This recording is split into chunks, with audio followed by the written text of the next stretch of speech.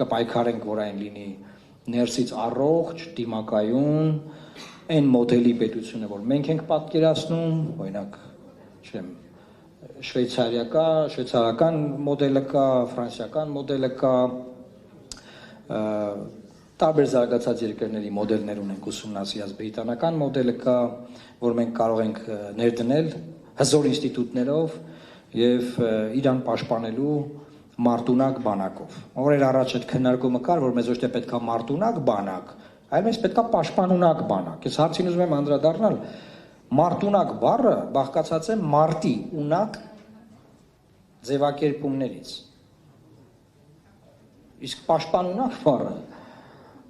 կարող ասեն պաշտպանվելու ունակ բառի, բայց եթե այդ բանակը մարտի ունակ չի կարող պաշտպանվել։ Հետեւաբար մեզ պետքա մարտունակ բանակ։ Մի լսեք այն քարոզչությունը, որը իրականացվում է մեր ազգային ինստիտուտների դեմ, որոնցից մեկն էլ մեր ազգային